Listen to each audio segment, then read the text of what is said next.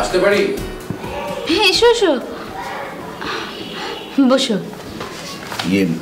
তুমি আমাকে ডেকেছো মানে কোনো সমস্যা? না, আচ্ছা, তারপর বলো, তুমি কেমন আছো?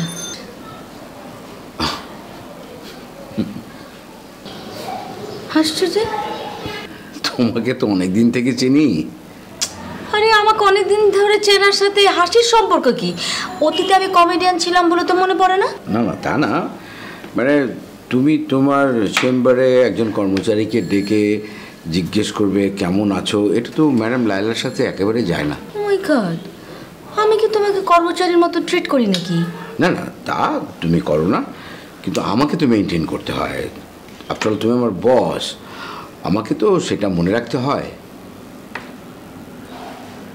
এখন বলো কি সমস্যা হয়েছে?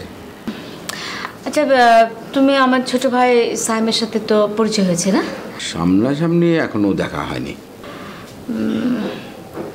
একটা সমস্যা, মানে ওই যে তুমি একদিন তোমার ফ্যামিলির সমস্যা নিয়ে বলছিলে। কোন সমস্যা?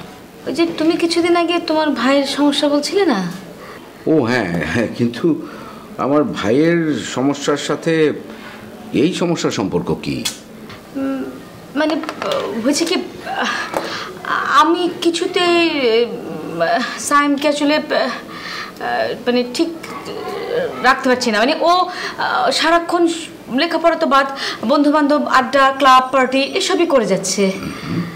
তা তো একটু করবেই, এটাই তো ভর্তি করার বয়স। তাছাড়া ওর কাছে বাবার যথেষ্ট টাকা আছে ভর্তি করার মতো। ও তো আর আমার মতো গরিব ঘরে ছেলে না। তুমি বুঝতে পারছো না, ফুর্তি করতে তো কোনো সমস্যা নেই, কিন্তু সব সময় ফুর্তি করলে তো সমস্যা। তুমি জানো, আমি ওর হাত খরচের টাকাটা পর্যন্ত কমিয়ে দিয়েছি, কিন্তু তারপর আমাকে ঠিক করতে পারছি না।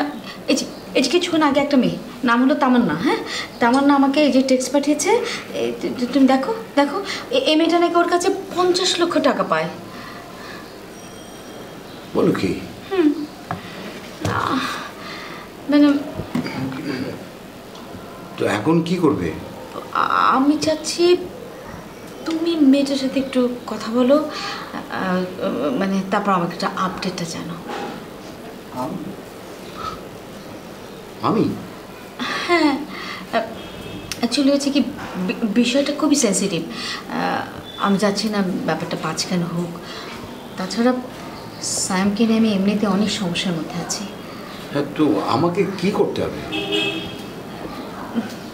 তুমি ব্যাপারটা একটু ডিল করো প্লিজ। মানে অফিসের কাজ ছেড়ে আমি এখন এগুলো করব?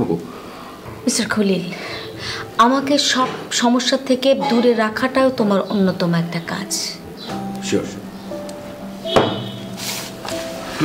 আসছি।